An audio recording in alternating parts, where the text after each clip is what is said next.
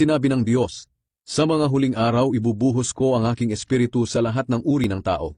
Ang inyong mga anak na lalaki at babae ay magpapahayag ng aking mga salita. Ang inyong mga binata ay makakakita ng mga pangitain, at ang inyong matatandang lalaki ay magkakaroon ng mga panaginip.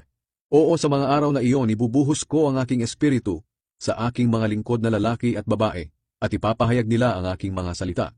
Magpapakita ako ng mga himala sa langit at sa lupa, sa pamamagitan ng dugo, apoy, at makapal na usok. Magdidilim ang araw at ang buwan ay pupula katulad ng dugo. Mangyayari ito bago dumating ang kamanghamanghang araw ng paghahatol ng Panginoon. Ngunit ang sinumang tatawag sa Panginoon ay maliligtas sa parusang darating."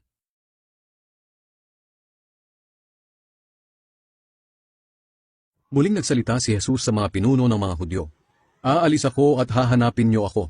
Ngunit mamamatay kayo na hindi pa napapatawad ang mga kasalanan ninyo, at hindi kayo makakapunta sa pupuntahan ko." Kaya nag-usap-usap ang mga pinuno ng mga Hudyo.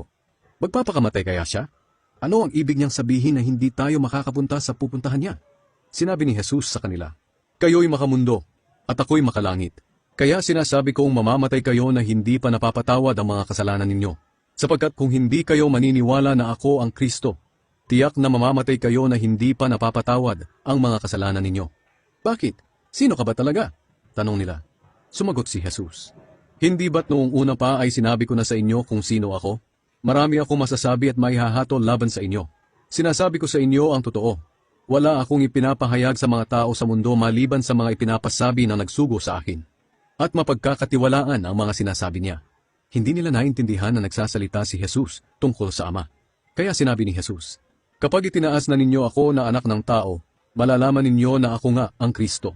At malalaman din ninyo na ang lahat ng bagay na ginagawa at sinasabi ko ay ayon sa itinuro sa akin ng aking Ama. Lagi kong kasama ang nagsugo sa akin, at hindi niya ako pababayaang mag-isa, dahil lagi kong ginagawa ang mga bagay na kalugod-lugod sa Kanya." Nang marinig ng mga tao ang mga sinabi ni Jesus, marami sa kanila ang sumampalataya sa Kanya.